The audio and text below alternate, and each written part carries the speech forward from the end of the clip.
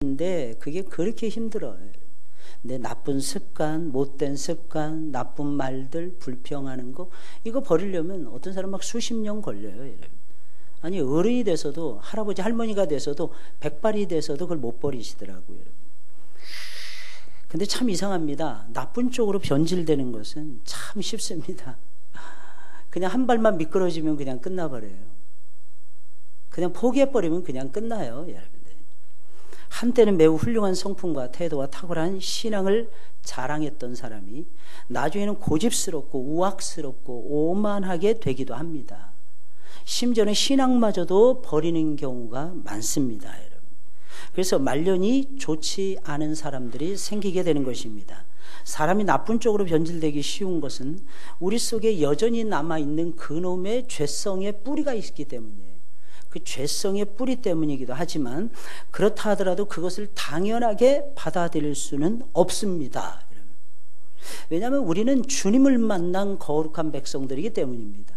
거룩한 백성들은 거룩해질 수 있는 권리가 있어요. 거룩한 백성들은 하나님을 닮아서 아름다워져야만 하는 권리가 있습니다, 여러분. 이 권리를 사용하실 줄 아셔야 됩니다. 본문을 통해서 히스기야가 어떻게 변질이 되었는지를 살펴봄으로써 우리의 모습을 들여다보고 결코 히스기야 길로는 내가 행하지 않겠다 다짐하는 시간이 되었으면 좋겠습니다. 히스기야는 우리가 잘 알다시피 죽게 되었다가 하나님의 은혜로 15년을 더 살았어요. 죽음의 고통에서 벗어났을 때 그는 무엇을 결심했을까요? 오늘날 히스기야는 이사야 선지자의 방문을 받습니다. 이사야 선지자가 가서 외치는 거예요. 너는 내 집에 유언하라. 이 유언하라, 이게 무슨 말일까요? 너는 곧 이제 죽을 것이니까 내 집에다가 유언장을 남기라는 거예요. 내가 죽고 살지 못하리라. 아주 충격적인 말씀이었어요. 이 말씀을 들은 히스기야는 하나님 앞에 나아가서 면벽 기도를 하면서 대성 통곡을 하면서 매달리게 됩니다. 그는 결정적인 시간에 기도할 줄 알았던 사람이었어요. 그의 기도를 들으신 하나님은 그에게 15년의 생애를 더 연장시켜 주셨습니다. 너무 신기한 건 이사야 선지자가 왕궁 뜰을 완전히 벗어나기 전에 이 히스기야의 눈물의 기도를 들으시고 하나님이 천사를 보내서 응답해 주셨다는 거예요. 와, 이게 어떻게 이렇게 급속도로 빠르게 이렇게 진행되는지, 하나님이 하시는 일은 그렇게 될 수가 있는 거예요. 그 은혜를 받은 히스기야는 소감을 밝히면서 감사의 길을 기록을 했습니다. 그것이 38장 10절부터 20절까지의 말씀인데 바로 앞장에 있는 말씀입니다. 19절 20절의 말씀은 이렇게 기록하고 있습니다. 오직 산자 곧 산자는 오늘 내가 하는 것과 같이 주께 감사하며, 오직 산자 곧 산자, 이게 무슨 말이에요? 자기를 얘기하는 거예요. 오늘 내가 하는 것 같이 주께 감사하며 주의 신실을 아버지가 그의 자녀에게 알게 하리이다. 여호와께서 나를 구원하시니니 우리가 종신토록 여호와의 전에서 수금으로 나의 노래를 노래하리로다. 중대한 결심을 했어요. 히스기야 왕은. 첫째는 무엇입니까? 하나님께 감사하며 노래하며 살겠다는 것입니다. 하나님께 감사하며 살겠습니다. 주께 감사하며, 이게 그런 뜻인 것입니다. 개인적으로는 하나님이 덤으로 인생을 15년을 연장시켜 주셨기 때문에 늘 감사하며 살겠습니다 라고 결심을 한 것입니다. 두 번째는 자녀들에게 하나님의 신실하심을 알리겠다는 것입니다. 주의 신실을 아버지가 그의 자녀에게 알게 하리이다. 무슨 말이에요? 자녀를 신앙으로 키우겠다. 하나님의 신실하심을 이해할 수 있고 하나님의 성실하심을 따라갈 수 있는 아들, 딸들로 삼아주겠다는 것입니다. 그렇게 키우겠다는 것입니다. 세 번째는 종신토록 하나님을 노래하고 찬양하며 살겠다는 것입니다. 20절이죠. 여호와께서 나를 구원하시리니 우리가 종신토록 여호와의 전에서 수금으로 나의 노래를 노래하리로다. 이게 무슨 말이에요? 하나님 노래하는 것이 자기의 본분이라는 거예요. 수금을 켜면서 다윗처럼 노래하겠다는 것입니다. 이러한 히스기야의 결단은 지극히 당연한 일처럼 보입니다. 죽을 수밖에 없었는데 하나님의 은혜로 15년이나 연장을 받았으니 말이에요. 이건 당연한 일이 아니겠습니까? 하나님의 은혜로 살아가는 사람은 자신도 자녀들도 하나님을 섬겨야 됩니다. 더 나을 필요 없어요. 주변에 있는 모든 사람들과 함께 하나님을 찬양하는 삶을 살아가셔야 되는 것입니다. 이게 히스기야의 고백이었어요. 히스기야 왕이 병이 나온 후에 바벨론 왕이었던 무로닥 발라단이라는 사람이 그의 사자를 통해서 글을 보내고 위로의 글과 예물을 보내줍니다. 그때 히스기야는 바벨론의 사자들에게 무엇을 보여주셨습니까? 1절 2절에 있는 말씀이에요. 이렇게 말을 하고 있어요. 히스기야가 사자들로 말미암아 기뻐하여 그들에게 보물 창고 곧 은금과 향료와 보배로운 기름과 모든 무기고에 있는 것을 다 보여주었으니 히스기야가 궁중의 소유와 전 국내의 소유를 보이지 아니한 것이 없는지라 라고 말씀해 주고 있어요.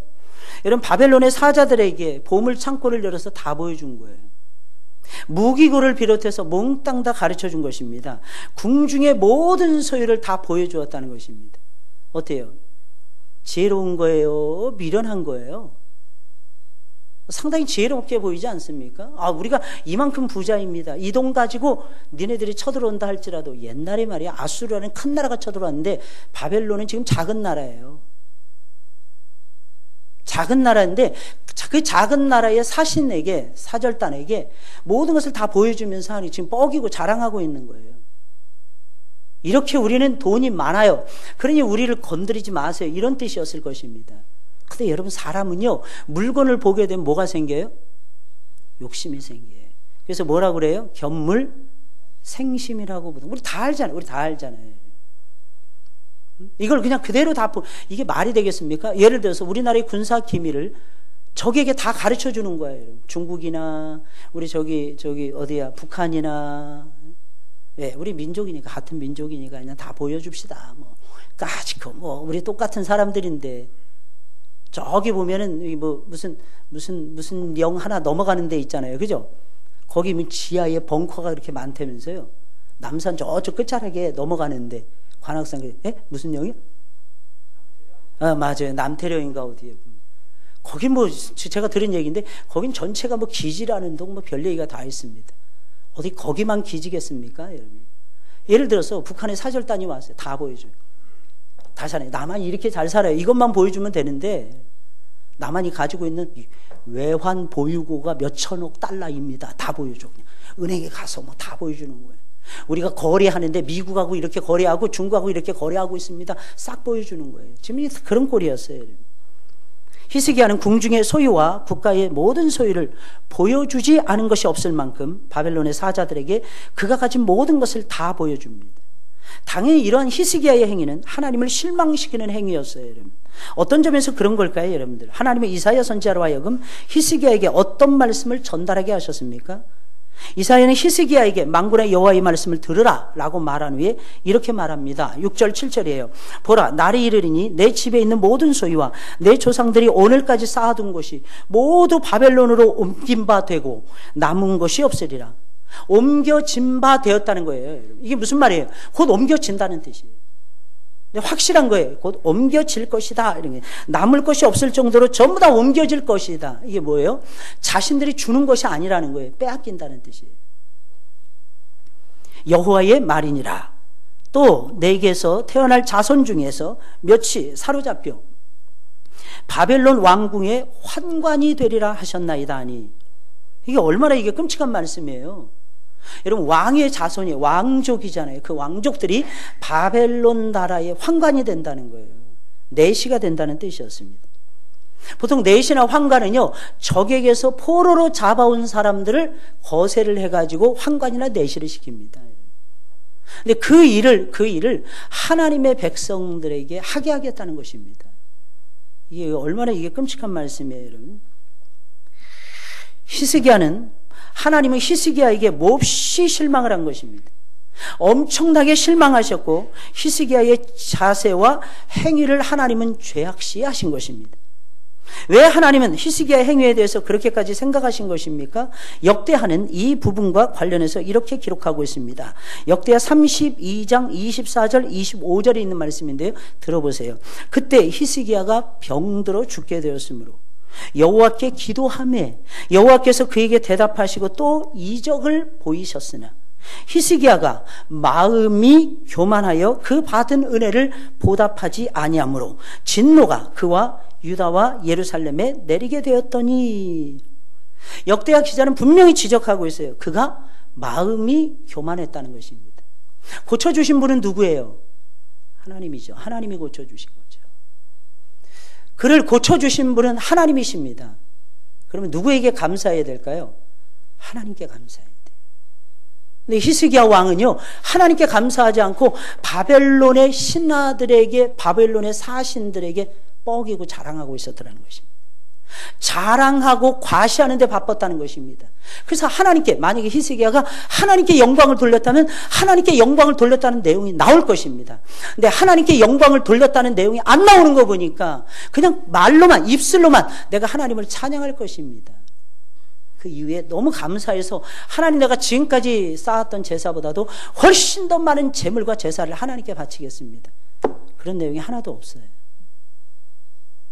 그저 과시하기 바쁜 거예요. 왜? 너무 감동했다는 거예요. 아수르는 쳐들어와서 자기를 괴롭히기만 했는데 멀리서 예물까지 가져오고 위로의 글까지 왕이 써서 보냈더라는 거예요. 바벨론 왕이. 사랑을 못 받다가 갑자기 사랑을 받으니까 그 사랑에 그의 마음이 그냥 넘어가 버렸던 모양이에요. 그래서 어떻게 하느냐? 하나님 앞에 교만하고야 말았던 것입니다. 왜 하나님은 그렇게 생각하신 것입니까? 이것을 기억하셔야 돼요. 교만하면 하나님의 눈밖에 납니다. 순식간이더라고요. 교만하면. 역대하 32장 31절에는 또한 그의 교만을 지적하면서 이렇게 기록하고 있어요. 그러나 바벨론 방백들이 히스기야에게 사신을 보내어 그 땅에서 나타난 이적을 물을 때에 하나님이 히스기야를 떠나시고 그의 심중에 있는 것을 다 알고자 하사 시험하셨더라 라고 말씀하고 있어요. 이 구절은 이사야 39장과 직결되는데 하나님이 히스기야를 떠나시고 라고 말씀하신 부분에 대해서 저와 여러분들이 주목하셔야 되는 것입니다. 히스기야는 하나님의 은혜를 입었어요. 그래서 15년의 삶을 더 연장을 받았는데 그 후로 그가 교만에 빠졌다는 것입니다. 이렇게 생각할 수도 있죠. 나는 말이야 죽을 병에 걸렸는데 내가 노임을 받았단다. 그것도 한 시간도 지나지 않아서 하나님이 즉시 나를 고쳐주셨단다. 그래서 나에게 떨어진 수명이 1년도 아니고 2년도 아니고 무려 15년이야. 자랑할 만하죠, 여러분. 자랑할 만. 그러나 그 역사를 주신 하나님이 자랑할 만한 거예요. 나에게 어떤 일이 일어났느냐 이것도 중대하지만 나에게 그 영향력을 행사하신 하나님이 더 소중하다는 거예요, 여러분. 그래서 신앙생활 열심히 하면서 은혜 받아요. 신앙생활 열심히 하면서 하나님의 축복을 경험합니다. 그리고 나서 교만에 빠지는 사람들이 많습니다. 하나님의 일도 정말 최선을 다해서 했어요. 근데 일한 것 자체가 우리의 공이 되어서는 안 됩니다. 여러분. 기억하시죠? 우리는 나이 나 된 것은 뭐로 된 것이다? 하나님의 은혜로 된 것이다. 여러분, 우리가 지금 2018년도 두 번째 주를 우리 지나가고 있습니다. 이렇게 건강한 모습으로 예배드리고 하나님을 경외하고 찬송하고 특성하고 전부 다 하나님의 은혜예요. 여러분. 하나님이 지켜주신 거예요. 오늘 하나님을 경험하는 삶의 첫 번째 실체 무엇이라고 했습니까? 하나님은 항상 우리 주변에서 뭐 하신다? 일하신다.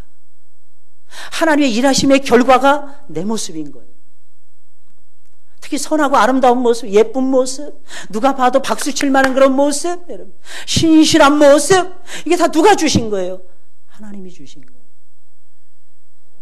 1년 365일 단 한 주도 거르지 아니하고 52주 동안 하나님 앞에 아름다운 예배를 드렸어요. 누구의 은혜입니까? 하나님의 은혜예요. 나는 역시 의지력이 강해. 나는 한 번도 안 빠져.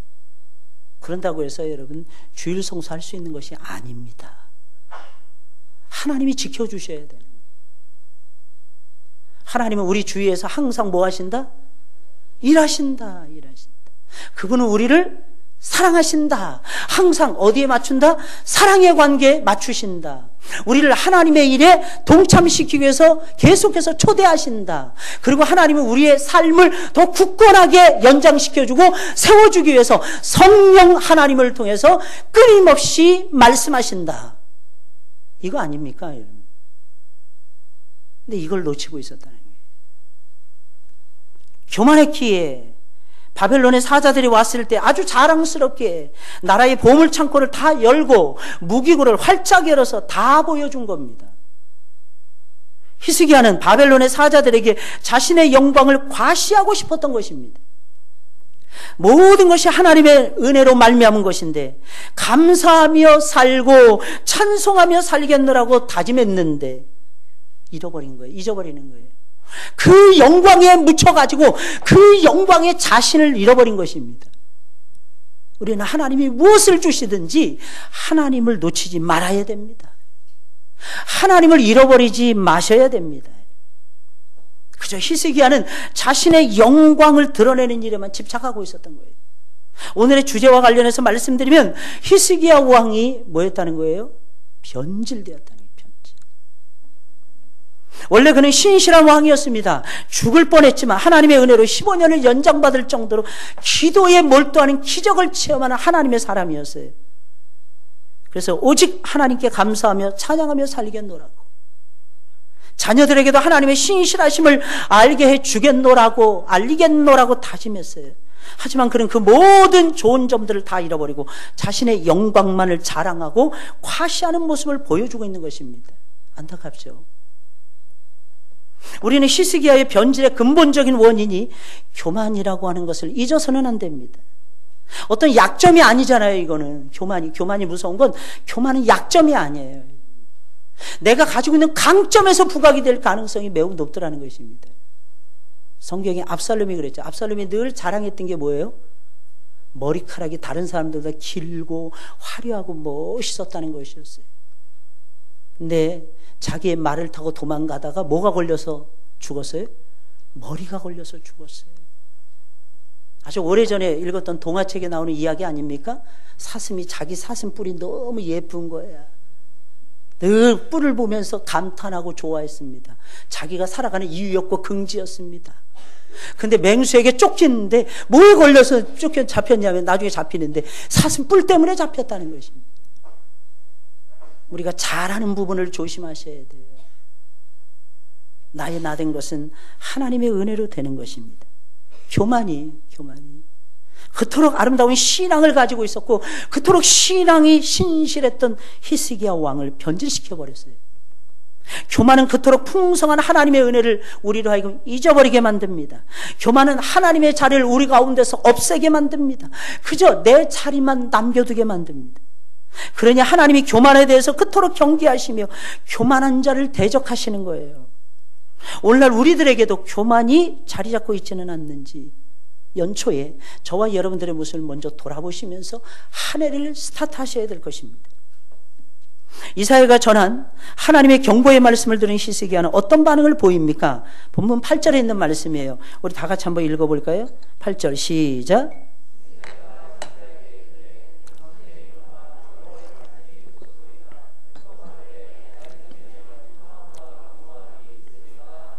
아멘. 여러분 이 말씀이 무슨 말이겠습니까? 히스기야가 이사야가 전한 하나님의 말씀, 그러니까 훗날에 바벨론이 유다를 침략해서 수많은 사람들을 바벨론으로 사로잡아 갈 것이고 모든 예물들, 모든 보물들도 그때 전부 다 빼앗길 것이다 라고 하는 이 말씀이 이루어질 것을 믿었음을 의미하는 것입니다. 왜? 하나님의 말씀은 선지자가 전하는 대로 그대로 이루어지니까. 하나님의 말씀을 우습게 여기지 않고 그 말씀이 이루어질 것이다 라고 믿었다는 것은 아주 긍정적인 측면을 가지고 있다는 것입니다. 하지만 히스기야는 자기 생전에는 바벨론에 이러한 침공이 있지 않을 것이기에 괜찮다라는 식으로 생각을 하고 있었어요. 내 생전에는, 나의 생전에는 평안과 견고함이 있으리로다, 이 생각으로 인해서 하나님의 말씀이 좋습니다 라고 받아들이게 되었다는 것입니다. 여러분 이런 모습을 통해서 여러분들은 무엇을 느끼십니까? 후손들은 망해서 끌려간다는 뜻이에요. 후손들은 가지고 있는 모든 재산 다 탕진한다는 거예요. 다 잃어버린다는 뜻이에요. 근데 하나님의 말씀이 좋습니다. 받아들이고 있는 거예요. 과연 이런 부분들을 히스기야 왕이 신앙이 긍정적이었다 라고 말할 수 있겠느냐는 겁니다. 아무리 생각해도 이상하지 않습니까? 저 같으면 받아들이지 말아야죠. 하나님 차라리 나를 힘들게 하세요. 내가 힘든 것이 낫지 우리의 자손들이 힘든 것은 내가 못 보겠습니다, 하나님. 그리고 내가 잘못한 것이지 않습니까, 하나님. 나에게 차라리 15년을 거두어 가주세요. 내가 차라리 하나님의 품에 가버리고 말겠습니다, 하나님. 이래야 정상 아닐까요? 지금 완전히 거꾸로 된 거예요. 자기 중심적 이기적인 생각인 것입니다. 자기의 잘못으로 인해서 하나님이 장차 심판이 있을 것이라고 예고하셨는데, 그럼 마땅히 하나님께 엎드려서 울면서 회개하고 다시 시작해야죠. 그는 늘 자랑하는 것이 기도였잖아요. 왜 이 결정적인 순간에는 기도를 안 한단 말입니까? 교만이 이렇게 무서운 거예요. 기도 안 해도 될 것 같거든. 지금까지도 되는 것처럼 보여지거든요. 과연 그럴까요? 기도 없는 기쁨을 추구하지 마세요, 여러분들. 기도 없는 영광을 사랑하지 마세요, 여러분들. 그것은 오히려 여러분들을 더 교만하게 만들 것입니다. 기도하고 영광을 얻었음에도 불구하고 그 기도했다는 것을 놓치는데, 여러분. 기도하지 않은 상태에서 뭔가를 받았다, 뭔가를 취했다, 언제 그것이 내 것이 아닌 것 상태에서 빼앗길는지 어떻게 알겠습니까? 그게 더 불안하지 않을까요? 참으로 실망스러운 모습이 아닐 수가 없습니다. 히스기야 왕처럼 신실했던 사람이 어떻게 이렇게 변질이 될 수 있을까? 이런 생각이 저절로 들지 않습니까? 이렇게 변질된 근본적인 원인이 무엇이었을까요? 철저한 자기중심성입니다. 지독한 자기중심성이에요. 후손들이 어떻게 되든 나만 괜찮으면 된다는 자기중심적인 사고방식, 자기중심적인 못된 생각이 그로 하여금 변질시켰다는 것입니다. 우리의 모습은 과연 어떨까요? 나만 편하면 되지 않을까? 다른 사람이 힘들게 짐을 지고 합니다. 그 짐을 내가 차라리 내 힘든 짐도 그 사람에게 얹히면 나는 좀 편하겠지? 혹시 여러분들이 그렇게 생각하시지는 않습니까? 그렇게 생각은 안 해도 나하고 교회 일은 상관없는 일이야. 에이, 다 알잖아, 우리. 내가 안 하면 누군가가 하는 거. 그게 하나님의 일이잖아. 네, 여러분 정확하게 짚으시면 하나님의 말씀이 아니라 그 생각은 마귀가 주는 지독한 이기주의에서 나오는 잘못된 생각이라는 사실이에요. 근데 우리는 그렇게 살 때가 얼마나 많이 있는지 몰라요. 차라리 내가 손발을 더 움직이면 되는데 내 손발은 가만히 있는 거예요. 우리는 모두 다 자기 중심적 성향을 가지고 살아가고 있습니다. 다만 그 정도가 얼마나 되느냐 하는 것이 문제일 뿐이에요. 이 자기 중심적인 생각을 어떻게 신앙으로 극복하느냐, 극복하지 못하느냐, 이 차이점만 있을 뿐입니다. 우리는 전부 다 이기적이지 않습니까? 자기 중심적이지 않습니까? 우리는 히스기야 왕처럼 자기 중심성이 강한 쪽으로 변질되기보다는 성령님을 의지해서 자기 중심성을 극복을 하고 하나님 중심으로 살고 다른 사람들을 더 많이 생각하고 배려하는 하나님의 종들이 되어야 할 것입니다. 여러분, 그렇게 하는 것이 우리의 삶이나 신앙이 변질되지 않고 오히려 더 아름다운 모습으로 나아갈 수 있는 지름길이라는 것입니다. 히스기야의 아들로서 히스기야의 뒤를 이어 유다의 왕이 된 사람이 누구입니까? 누구예요? 므낫세 왕이에요. 므낫세 왕. 유다의 왕들 중에서 제일 오랫동안 왕의 보좌에 앉아 있었던 55년인가요? 55년? 그 정도 앉아 있었어요. 성경에 의하면 히스기야의 아들 므낫세는 유다의 역사상 가장 지독스럽고 악한 왕이었다고 이렇게 묘사하고 있어요. 근데 참 이상한 건 히스기야의 이야기 끝물에 그의 아들 므낫세의 이야기를 안 하고 넘어갈 수는 없다는 것입니다.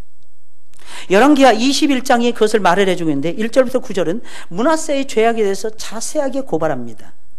21장, 열왕기하 21장 2절 상반부의 말씀을 보니까 이렇게 나와 있습니다. 므낫세가 여호와 보시기에 악을 행하여 그의 삶을 단면으로 딱 찍어서 한 편에 딱 사진으로 딱 보여주는데 그 사진이 뭐였냐면 여호와 보시기에 악을 행하여. 열왕기하 21장 16절은 이렇게 덧붙이고 있습니다. 므낫세가 유다에게 범죄하게 하여 유다의 백성들로 하여금 범죄하게 만들었다는 겁니다. 여호와께서 보시기에 악을 행한 것 외에도 또 무죄한 자의 피를 심히 많이 흘려 예루살렘 이 끝에서 저 끝까지 가득하게 하였더라. 한마디로 말하면 므낫세는 정말 악한 왕이었고, 그리고 그의 죄악이 유다 멸망의 가장 직접적인 원인이 되었다는 것입니다. 므낫세의 이야기에서 주목해야 될 것이 있습니다. 가장 주목해야 되고, 그것이 무엇입니까? 그가 왕이 된 나이입니다. 므낫세는 12세에 왕이 되었습니다. 열왕기하 21장 1절에 나와 있어요. 히스기야가 죽게 되었다가 하나님의 은혜로 15년을 연장받았다는 것입니다. 그러니까 히스기야가 죽게 되었을 때는, 그리고 나았을 때는 므낫세가 있었다 없었다? 있었다 없었다? 없었다는 거예요. 15년의 이 연장된 요 기간에 태어난 자식이 므낫세였습니다. 아마도 히스기야가 면벽 기도하면서 하나님 나를 살려주세요 외쳤던 것은 아마 아들이 없었기 때문이었을 수도 있어요. 아들이 없으니까, 후대를 물려줄 만한 아들이 없으니까, 하나님 내가 이 정도 했으면 내가 그냥 갈래요. 원래 히스기야 믿음 정도는 그 정도 나오거든요, 원래. 근데 히스기야가 오히려 하나님 앞에 살려달라고 구했어요. 내 생명이 죽게 있으니까 주께서 나를 좀 살려주세요. 히스기야가 엎드려서 그렇게 울었어요. 그래서 그 기도의 응답으로 하나님께서 그에게 15년을 연장시켜 주었는데, 그가 15년 후에 죽고 난 다음에 아들이 왕이 되었는데 그 아들의 왕이 12살밖에 안 됐다는 거예요. 그 어간에 히스기야가 교만을 떨던 마지막 15년 어간에 낳은 아들이 이 아들이었다는 것입니다. 쉽게 말하면 뭐예요? 기도에서 낳은 아들이었어요. 타이틀은 멋있죠. 타이틀은 기도에서 낳은 아들이었어요. 그런데 그런 므낫세가 유다의 역사상 가장 악한 임금이 되었다는 것은 매우 의미심장한 일입니다. 므낫세가 왜 이렇게 된 걸까요? 물론 자식이 잘못된 것에 모든 책임을 전적으로 부모에게 다 돌릴 수는 없습니다. 하지만 히스기야의 변질을 고려한다면 히스기야의 아들 므낫세를 믿음으로 키웠다고 보기에는 어렵지 않을까요? 어렵지 않을까요? 그가 교만해서 여러분 잘못된 길로 변질되었을 때 이 아들이 태어나고 키워졌는데, 여러분 히스기야가 교만해졌다는 것을 감안하면 히스기야는 아들을 키울 때도 하나님의 뜻을 따르지 않았다는 거예요. 자신의 뜻을 따라 키웠을 가능성이 매우 높습니다. 너무 어렵게 얻은 아들이야. 이 아들이 금이야 오기야기야. 하나님이 나에게 15년을 연장시켜 주었건만 이 아들이 다 장성하기 전에 내가 가야 돼. 그러니까 므낫세에게 히스기야는 그저 귀하게만 여겼다는 거예요. 주의 말씀대로 가르치기보다는 귀중히 여기면서 물고 빠는 데만 열심을 냈다는 것입니다. 그래서 실패했을 것이다 라고 하는 가능성을 빼놓을 수가 없어요. 어쨌든지 히스기야는 므낫세를 믿음으로 키우지 못했던 것입니다. 히스기야는 주의 신실을 아버지가 그의 자녀에게 알게 하리이다 라고 결심한 바가 있었어요. 여러분 어떤 일이 잘 되십니까? 여러분 특히 자녀들의 문제에서 잘 되고 계십니까? 부모가 믿음으로 키운 흔적이 있었기 때문입니다. 저절로 잘 안 돼요, 아이들은. 그럼 어떻게 해야 됩니까? 끝까지 믿음으로 키워나가셔야 돼요. 믿음으로. 우리 아이가 지금 승승장구합니다. 여러분 그것이 얼마나 오래 가겠습니까? 여러분. 아이들은 전부 다 성장하고 있는데, 애들은. 저 지금도 생각나요. 초등학교 때 천재, 중학교 때 수재, 고등학교 때 우등생, 대학 들어가니까 전부 다 똑같아요. 전부 다 평범한 사람들. 이게 인생이더라고요. The ordinary people. 그런 것을 The ordinary people이라 해요. 그냥 일반적인 사람들. 노멀이라는 말을 안 씁니다. 평범한 사람들은 The ordinary people이라고 부릅니다. 자, 이게 참 신기하지 않습니까? 잘 키웠으면 노벨 문학상도 받고 노벨 과학상도 받고 잘 키웠으면 괜찮은 결과가 더 오지 않을까요? 시간이 지나가면 지나갈수록 더 좋아지지 않을까요? 잘 키웠으면. 여호와 앞에서 귀하게 알고 여호와 앞에서 말씀으로 양육해 갔다면. 오전에도 말씀을 드렸어요, 여러분들. 우리의 신앙은요, 말씀이 없이는 안 됩니다. 우리의 신앙은 무릎 꿇고 하나님 말씀 듣는 시간이 절대적으로 필요합니다. 그럼 우리의 자식들도 이 예배 시간에 무릎을 꿇고 하나님 앞에 예배 드릴 수 있도록 아기 때부터 지도하셔야죠. 유치원도 그렇게 통과하게 하셔야죠. 여러분. 초등학교도 그렇게 지나가게 하셔야죠. 중고등학교도 성경 읽고 성경 암송하게 만들어야죠. 학원으로 보낼 것이 아니지 않습니까, 여러분들? 대학도 마찬가지 아닙니까, 여러분? 대학 들어가서도 과외를 받는 추세랍니다, 우리 한국 아이들이. 왜? 고등학교 때까지 다 남의 손에서 공부했으니까 대학 들어가서도 과외 선생이 필요한 거예요. 이게 현실입니다. 이게 현실이에요. 이 끔찍한 현실. 한국에서 다른 것은 다 없앨 수 있어도요, 학원만큼은 없앨 수 없다고 생각한답니다, 여러분들. 전부 다 학원이에요, 전부 다 학원. 이거 언제부터 이렇게 된지 모르겠어요. 중심을 안 봐요, 중심을 안 봐요. 제 고등학교 후배가 바이엘에서 일을 하고 있어요. 한국 지부에서 맡아서 일을 하는데, 어제 32년 만에 얼굴 봤어요. 그 친구 너무 바쁘고, 전화하면 일본에 가 있고, 전화하면 브라질에 가 있고, 맨날 그래요. 근데 그 친구가 외국인 회사는 어떻게 사람을 뽑냐고 제가 물어봤어요. 외국인 회사는 실력은 어느 정도 다 갖추어져 있으면, 영어만 좀 할 줄 알면 다 들어갈 수 있답니다. 근데 문제는 얼마나 잘 버티느냐, 그게 문제랍니다. 처음부터 이번에 삼성에서도 그랬다죠. 여러분, 다 대졸자들만 뽑고 대학원생들은 안 뽑았대요. 왜 안 뽑았느냐 하면 인턴 사원으로 시키려고요. 부려먹겠다는 뜻이에요. 1년 지나면 30%가 아웃됩니다. 30, 40%. 여러분, 이 땅에서 버틸 수 있는 힘, 여러분 어디서 오는 거예요? 도대체 실력이 뭡니까? 잘 버텨내는 힘이 아닐까요? 사람의 똑똑함이 차이가 많이 날 것 같습니까? 저 대학 들어갈 때 우리 과에서 장학금 못 받고 온 애는 딱 2명밖에 없었어요. 근데 이 아이가 한 학기 만에 얘가 1등 했어요. 한 학기에 얘가 1등 했다니까. 우리 쉽게 말하면 우리 반에서, 우리 클래스 중에서 대학 때 1학년 때 얘가 1등으로 들어온 애, 아니 꼴등으로 들어온 애예요. 근데 얘가 1등 했다니까요. 한 학기 지나서. 사람의 능력의 차이는 없습니다. 잘 보세요. 하나님이 갖다가 쓰시느냐 쓰지 않느냐에 따라서 차이는 나는 것입니다. 그럼 뭘 가르쳐야 될까요? 그 차이는 신앙의 차이가 아닐까요? 우리 예수 믿는 사람들은 신앙으로 승부를 걸으셔야 되지 않을까요? 하나님의 사람 만들기를 해야 되지 않을까요? 어디서? 가정에서요. 시간이 없잖아요, 여러분. 학교에서도 맨 산더미처럼 공부, 여러분. 교회 올 시간이 없잖아요. 1시간 예배 드리고 그냥 주랭랑 놓기에 바빠요, 지금 현재. 그런 아이들을 집에서 붙잡고 밥 먹을 때나 예배 드릴 때나 하나하나 교육시키지 않으면 안 됩니다, 여러분들. 그저 귀하게만 키웠다는 것입니다. 히스기야는 자녀 양육에 대해서 내가 하겠습니다, 가르치겠습니다. 근데 아니었어요. 실제로는 그렇게 하지 않았다는 것입니다. 우리는 우리 자신이 실제로 어떤 모습으로 살아가는지 돌아봐야 돼요.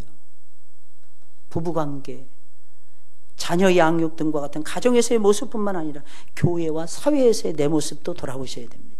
혹시 나에게는 히스기야 이런 변질된 모습과 같은 것은 없는지 반성해 보셔야 돼요. 히스기야의 변질과 관련해서 가장 인상 깊게 다가온 점은 무엇입니까? 엄청난 큰 은혜를 받은 다음에 변질이 되었다는 거예요.